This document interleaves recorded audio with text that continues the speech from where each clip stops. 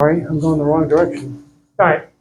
So this idea of role discipline and keeping yourself out of harm's way from a liability standpoint is particularly important with respect to employee relationships and administrative matters that are assigned to staff. On the administrative matters, I hope that my example about building permits and business licenses showed you that, right? That, even though you're a small organization, you set the policy, you adopted the ordinance and said, hey, we do as a town, our policy as a town is we want to require business licenses. But in that piece of legislation, you then created and assigned to staff the administrative function. So you're done with the policy making. The administrative piece now belongs to staff. There's a significant liability risk if we don't recognize and honor that distinction, right? It's a big liability risk to get individually and improperly involved in matters, right, that are assigned to staff. This happens by state law as well. Like with regard to election issues, who's responsible for most of the administrative decisions regarding elections? Like whether or not a petition is sufficient, or whether or not there's enough signatures on an initiative or referendum. Whose responsibility is that? Administrative clerk. The clerk. Yep. And you don't have a choice as the board. That's what state law says. So from where we are sit as board members, we have to honor that, right? And we have to respect the fact that even if we didn't like the clerk's decision, we use the hypothetical, let's say somebody filed an initiative petition and the clerk determined that there weren't enough signatures. That's the clerk's decision. It's not for any individual member of the board to go to the clerk and say, well, why'd you throw out this signature or this or that, right? That's the clerk's decision, right? Conversely, within our organizational structure, everybody understands that there are certain jobs that are only within your scope of employment, right? Who decides whether or not the town board adopts an ordinance? Only the town board, right? Yeah. Who makes the final decision on the budget, no matter how much people like or dislike it? The town board, right? Yeah, those kinds of things. So you just have to understand and appreciate that. Remember your code of conduct piece. Take a look at that. That'll help inform some of that allocation of responsibility, which is critically important. Now, conversely, with respect to the people that you supervise, right, that are your direct reports, which is probably the clerk, right? Probably, it might be all staff. You only have a clerk. Who else? What are your 3 or 4 positions? Stephanie, what's your title? Administrative assistant. Okay. Administrative assistant, Well, and then we have maintenance. Okay. Yeah. And does maintenance have some part-time people over down there? No, currently one maintenance. And your supervisor then? He's the utility supervisor. Okay. All right. So you're a pretty flat organization, right? But to the extent the board is a supervisor, we all agree with this principle. It's tough enough having one boss, right? So a board of trustees is not a group of 7 bosses. The board of trustees is one boss that happens to have 7 members. So it's our responsibility as a board of trustees to make sure we commit to speak with one voice, right, to our reports as a board. And by that, I don't mean that everything has to be universal head nod or universal heads up, right? But you know how this goes sometimes. Let's say your clerk brings an item forward on the agenda and says, board, I need some direction from you. And mayor, new duties for you. The mayor says, okay, nice discussion, everyone. Let's give the clerk some direction. And we go around the dais and we got one idea of direction, another, and before we're done, we got 7 different ideas of what the direction ought to be. Is that when we turn to the clerk and say, clerk, you got your direction? All right. Who owns that issue? Who owns it? The board. And only the board. And you want to own it because you're the boss. But it's your responsibility as a board to get together and work out your own differences. Reconcile in a public meeting. You got to reconcile your own differences and figure out what we as a board are going to do as far as our direction to our staff. Now, one of the mayors in their wisdom, and one of the dark arts that they practice and that you will practice at some point, is they have a good sense of intractability. The mayor's going to look up and down that dais, so we got 7 different ideas of direction and go, we may not get there tonight. But you know what, board? We got to bring it back because it's our responsibility to sort out our own differences so that we as a board give direction to staff. And staff, your clerk and your administrator, they're absolutely right when they say, I am accountable to the board as a board because that's the boss, right? So you have to work that out. You don't want to let that fall apart. And when I was in private practice, I saw it fall apart. Here's how it usually happens. It's like we have one of those difficult discussions. We don't agree what the direction is. But then after the meeting, a couple of days later, people start swinging by the administrator or the clerk's office. And they say, hey, that was a messy discussion the other night. But here's what I want you to do. Is that consistent with the we? Is that making the board stronger or weaker? Would you be upset if another member of the board who had a 180-degree different view of what the direction ought to be were doing the same thing? Is that inappropriately conscripting staff into an issue at the board level? Right? So part of municipal leadership is to recognize and understand that if we as a board have an issue amongst us as a board, it's our responsibility as board members to work those issues out so that we can speak with one voice to our staff. And I get that it can be difficult and contentious sometimes, and we might even have to put an issue to a vote, and we might even get a 4-3 vote. But if we have to do that, then that's how you're going to arrive at your voice. And frankly, that's how you get clarity and credibility in what your voice is. So commit to do that, right? And that'll serve you well. That'll make you as a board stronger. All right, some other risk management tips. As we hit on earlier, recognize that elected officials act primarily as a body, and you exercise your responsibilities by getting together and voting in a public meeting. In fact, the open meetings law I'm going to talk about in a minute says that a board can only act when it gets together in a public meeting. I get that there's an ambassadorship part of the job, right, where you're out there and you're representing the face of the community, and maybe you're even a sounding board for people who have issues. Right? But no individual has the authority. So you have to recognize that we do our work in a public meeting as a board, right? We got a 7-member board, but the analogy doesn't hold. You go, a 7-member board, I must hold 1/7 of the power, and darn it, I'm going to go out and use it. It just doesn't work that way. It's a collective power. Okay? Recognize, as we've talked about earlier, that those delegations of authority, whether it's the election statutes or the licensing ordinance or the building code, or all those allocations that permeate any municipal organization, those are there to serve and protect you, as long as everyone's, staying within their sphere, right? Okay, if you think of yourself in terms of you're about to act in terms of I'm going to do this, that's a red flag. One of the huge warning signs is the board's had a discussion and the board said, all right, this is the board's decision, and someone says, you do what you want to do, I'm going to do this.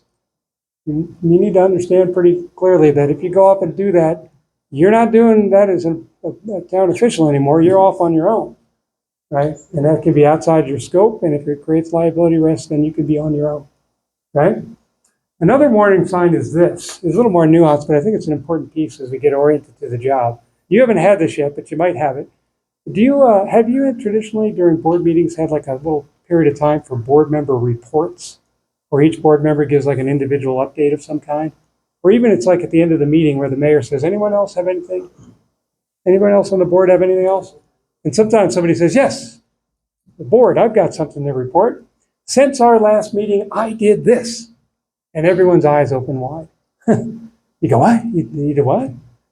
I think it's a wise board that spots that issue, because I think good governing bodies need to be attuned to that issue and have, as best you can, agreed upon expectations or norms of conduct about how we represent the board and the institution individually in between meetings. And I mention it because I want people to be protected. I don't want you to come back to a meeting and have fights over you did what on our, what did you did this what purportedly on our behalf, right? It can be a little more nuanced because, again, you're all busy and you're all just volunteering some of your time. So you're busy enough. But if you volunteer, if we got something, the mayor says, hey, can somebody go talk to the county about this issue on our behalf? Well, thank you for raising your hand yet again to go do that. But I don't want you to come back and say, yeah, as we talked about, I went over to the county and I talked to them on our behalf and I said this. And everyone goes, what? You said what? Right? So it's a little more nuanced part of the job. But as you do things individually, I think you make yourself stronger as a board by saying, hey, before you go out and do that, report it on our behalf. What's our position? What do we as a board want to achieve on behalf of our town? Right? Okay. Last thing on this piece of this is I truly believe that being on a multi-member governing body does sometimes require us to commit to different ways of behaving ourselves in even our own individual personal conduct. And I get that we're not asked to give up our personal lives and things like that, but sometimes if we do things differently regarding our own personal conduct, that will strengthen the Board of Trustees as an institution. Because after all, here I view municipal work like this. Municipality is kind of like a train, right? Whatever that looks like, municipal services like that, it's a train. We're all trying to get our community wherever it wants to go, right? And during our terms of office, we're all on board that train, stoking the engine room, trying to get that train wherever it wants to go, right? But it's only temporary. And so I think, the next board comes on, our successors, we want to leave that engine stronger, right, when we're gone than when we found it, right? So sometimes it requires personal sacrifices, I think. Sometimes like setting aside a personal agenda or a personal interest when there's lack of support. I get, sometimes people say the only reason I got elected, the only reason I ran for office is to get this done, or get this ordinance passed, or get this change in the organization. But if I can't find 3 or more trustees to come along with me, I have to be willing to shelve that personal agenda in view of the service of the work plan of the board as identified by the board, right? What about this one? You haven't had too many votes yet, have you? Had a couple, but what if you have, do you ever have split votes They have. after a while? Let's say you have one of these votes and it's a 4-3 vote, and hey, you're on the 3 side and you're not happy with the vote. Is it all right to go back to your people and say, I didn't vote for that one? Sure it is. I'm just the insurance guy. Far be it from me to tell you what you tell your people. You can tell your people anything you want, right? But they know how you voted anyway, right? Because it's on the public record. Right. So in terms of this concept of making the institution of the Board of Trustees stronger, would it be a little bit different message if we said, yeah, I didn't vote for that ordinance, or I didn't vote for that particular contract or that particular change, but you know what? The board had a really healthy discussion around that issue. We had a lot of differences of opinion. I fought like hell from my point of view, but you know what? The board decided to go a different direction, and I respect the decision of the board. You don't have to be the main cheerleader of the decision, right? But you certainly, from a liability standpoint, cannot do things to affirmatively undermine it. That would be contrary to your fiduciary obligation. I'll give you a real live example of that. I had a 4-3 vote, split decision, very controversial. It was around a development project, right? And the mayor was on the 3 side of the 4-3 vote for the project was approved. And he afterwards, he went over to the building department and he said, in the power vested as me as mayor, I direct you not to issue building permits for that project. Good idea? No, right? And then to leave everyone wondering, like, wait a second. Now, how do I do an end run around the board? I just go to the mayor because he must have this all-important power to stop everything. And it wasn't true. And it was a significant liability, right? I've had situations where people on the losing side, after the fact, will try and direct that it be undone. But once you make a decision, there are certain decisions that can't be undone without significant liability risks. If you approve a contract and you sign it and the person starts doing work for you, you owe them something. And you can't just, because you didn't like that contract or the contractor, you can't individually go out and say, we're not going to pay you, or try and, in fact, it might be even committing the tort of what we call tortious interference with business advantage if we're doing those things. So again, you don't have to be the number one cheerleader of a decision you didn't vote for, but you do have to respect the decision. And I do think articulating that you respect the decision shows that we as a board, despite our disagreements, we are one board. And we all recognize we're going to win some and lose some, but that's part of being on a leadership role on a governing body, right? Okay. Last one I want to mention is the last one I put on here, because I get calls at Cirsa about this issue. Do you agree with this notion? Like, in this day and age, the information age, it's like people want to know tomorrow's news yesterday, right? Like, hey, they want to know, going back to my earlier, what's the board going to do? This kind of thing, right? So sometimes elected officials call me because there's a sense or a frustration. They want to know if there's a state statute or some magic wand they can wave over this problem, and there's not. But they call me because they say, is there some rule of procedure or rule of conduct that we can adopt that prevents? We got 1 or 2 of our own members who seem to always be speaking for the board before the board has had a chance to speak, or getting ahead of the board on issues. I don't know what the magic solution is, but at a governance, a leadership level, I think we have to be attuned to that and respect that as an organizational level, as the trustees, we all ought to be on equal footing when we begin deliberations or discussions. The way the elected officials express that frustration to me is they say, I thought, that our first discussion as board was going to be at this meeting when it was on the work session agenda. And now one of our own is creating all these perceptions out in the community about this issue. And I feel like as an elected official, I got to battle against that just to get the ground zero on the board's discussion, right? So again, I admit I'm just a claims person and a risk lawyer. So there are certain issues above my pay grade called politics, and I know that's out there, but I do think it's a wise body that keeps attuned to this issue, right? And recognizes, hey, might I be getting ahead of my board? Would it be more respectful? And may what goes around comes around. If I do this, will come back, that kind of conduct come back to haunt me on the next issue. Okay? All right. Any questions about organizational structure? Let's pivot and talk about the open meetings law. I'm not going to break this down too much, but I do just want to do a refresher or an orientation since most of this is brand new. You all good? As elected officials, individually and collectively, you're now subject to the Colorado open meetings law, right? Okay. There's a lot going on in that state law, but it basically says this. There's two main requirements of the Colorado open meetings law. It says whenever 3 or more members of the board meet to discuss public business, that's a meeting that has to be open to the public. That simply means the citizen has a right to observe the discussion. Different than a public hearing. In a public hearing context, there might be a requirement to allow public comment, but the general rule in the open meetings law, 3 or more members meet to discuss public business, citizen has a right to observe that discussion. The second big rule under the statute is whenever the board is going to take some kind of action, that can only occur in a duly noticed public meeting where an agenda has been posted at least 24 hours in advance. Easy peasy, right? That's it.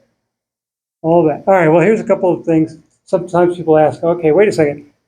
What if 4 board members are over at what's the name of the local dining? Where do I get a bite to eat? Yeah. Exit 30. The Inn? It's called the Inn? All right.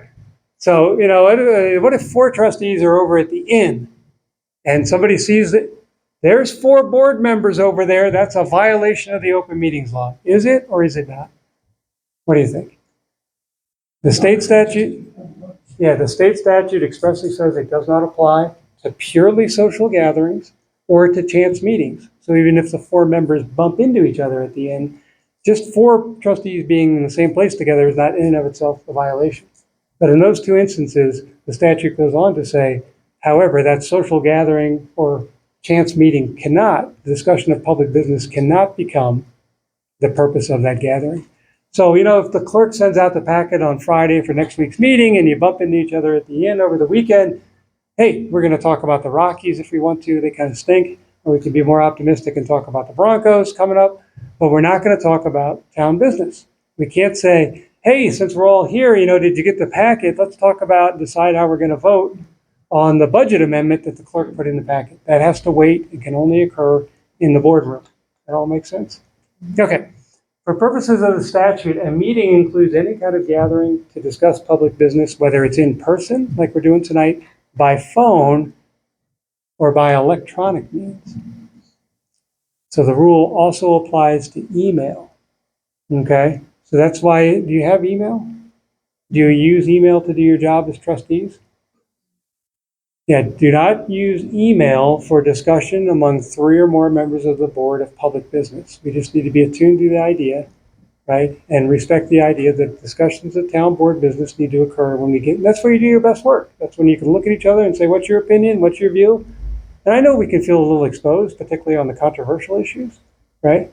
But that's part of the leadership role that you're up to the challenge to. We're going to find the right tone and temperament as a board. We can't control everything, but respectful listening, respectfully agreeing to disagree, but committing always to avoid risk of open meetings law violations, to commit to have our discussions of public business in the boardroom. Okay? All right. None of that is to gainsay the idea that it's a rule of 3. it applies to discussions of 3 or more. So one-on-one is okay. And it's probably part of the job in terms of building relationships. As a newly elected trustee, you say, well, I want to sit down with the new mayor and just get to know each other, have a coffee. So one-on-one's okay. Rule of 3, it's an open meeting. Rule of 3, one-on-one. What do you think about this? One-on-one's okay, but what do you think about one-on-one-on-one-on-one-on-one-on-one? What do you think of that? Right? They got all sorts of names for that. Serial meeting, daisy chain meeting. Just to move along here, the law in this area is if the evidence comes in and shows that what's happening at your board meeting is a mere rubber stamping of the decisions that are made through a series of one-on-one conversations, or not made in compliance with the open meetings law, then that's where the violation is going to lie.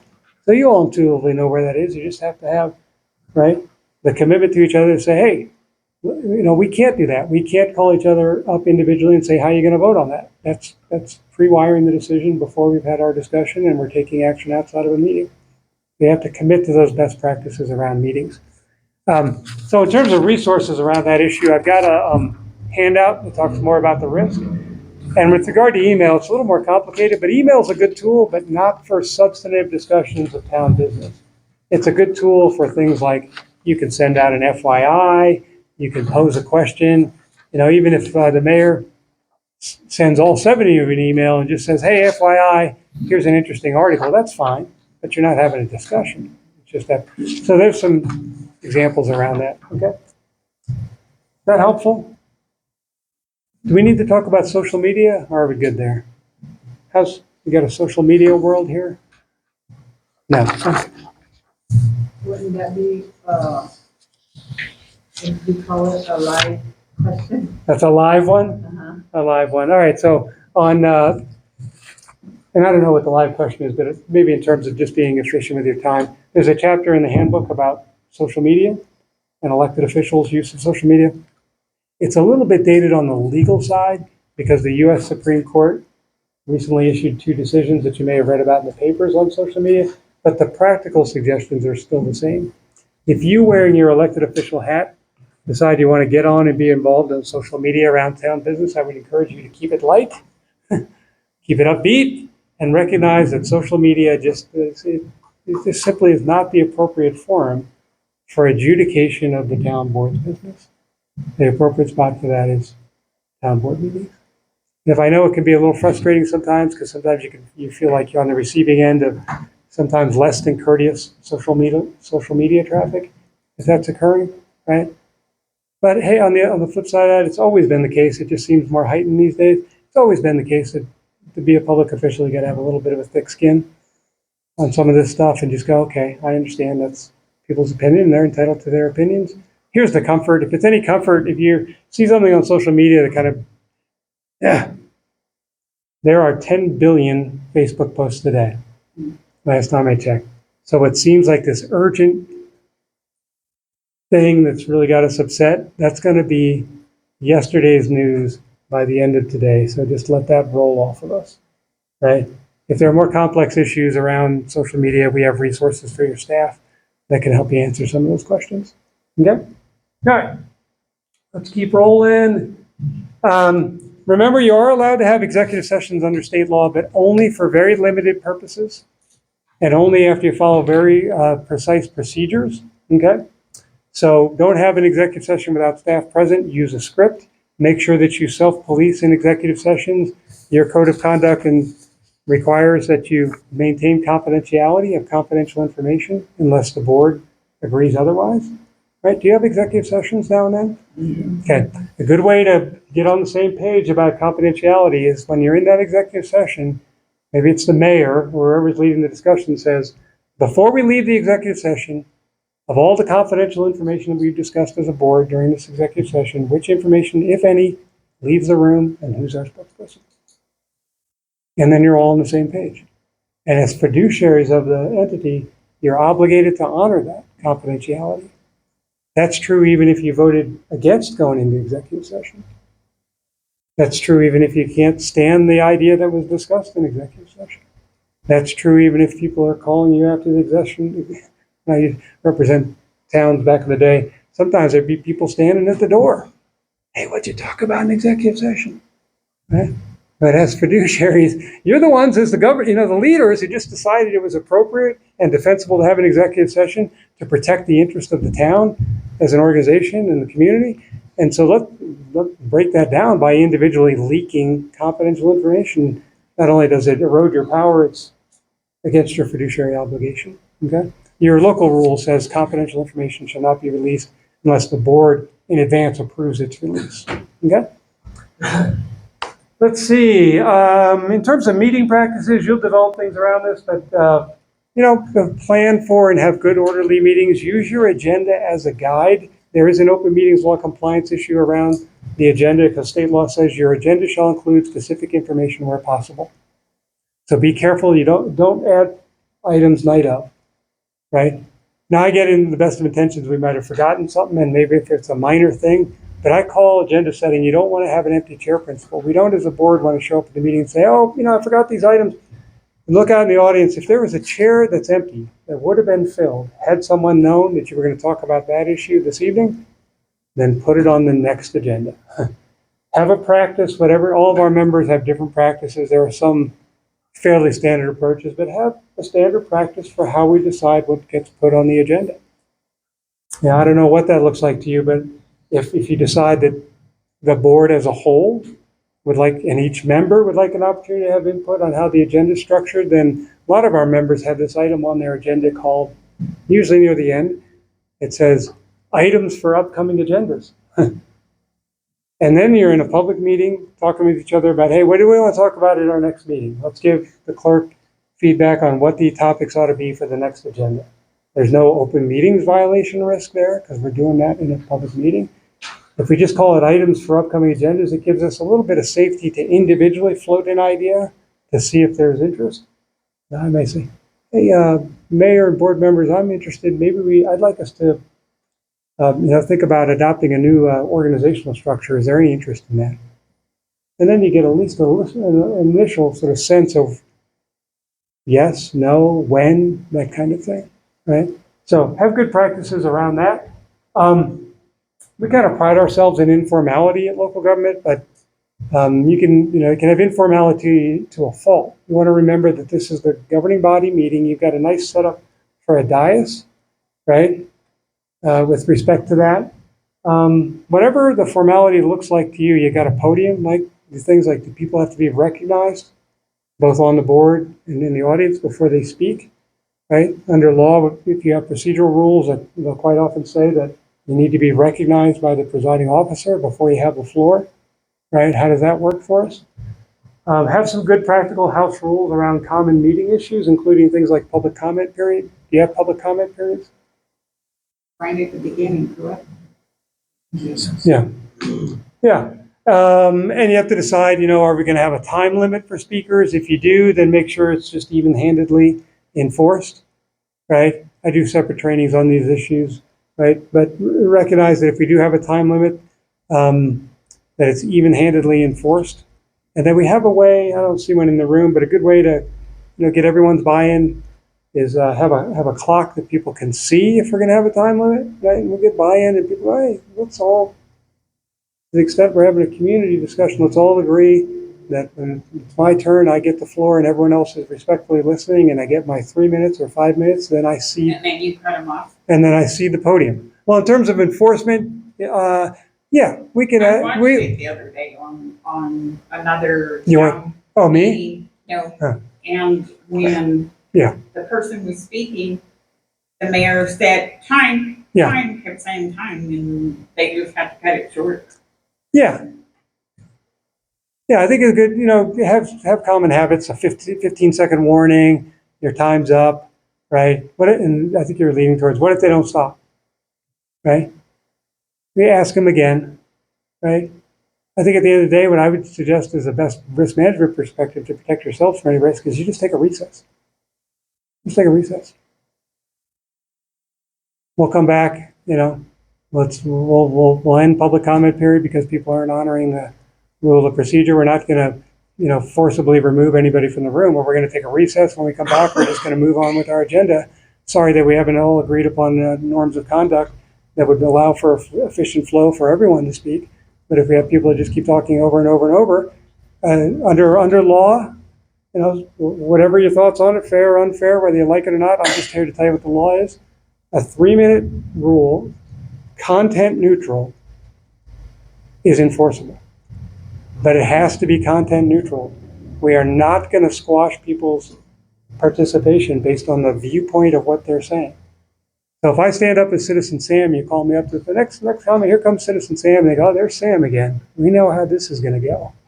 Right? I say, thank you, Madam Mayor, for the opportunity to speak. And I go, you're all crooks and liars, and I can't stand local government, and a personal attack on you. What do I get?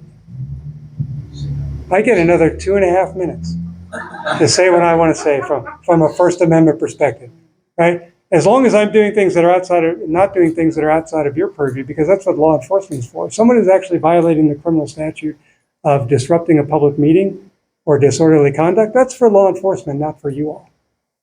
But from a citizen's perspective, right, the opportunity to speak during public comment is one of the most protected forms of free speech. Interestingly, under Colorado law, there's no obligation that you have that general public comment period at the beginning of the meeting. But everybody has it. Why? Because we do want to hear from our community, right? But to have those orderly and productive sessions for people who have a chance to speak, we have to agree upon some norms of conduct. And on one side of the issue, a 3-minute rule that's even-handedly applied, that's not applied with respect to conduct, is enforceable. And running the other direction is, and audiences tend to self-regulate. They realize, hey, let's make sure everybody who wants to speak has a chance to speak. So when my time's done, I'll cede the microphone. If you don't like 3, you want 5, you can adopt a rule that says 5. You want 10, you can adopt 10, right?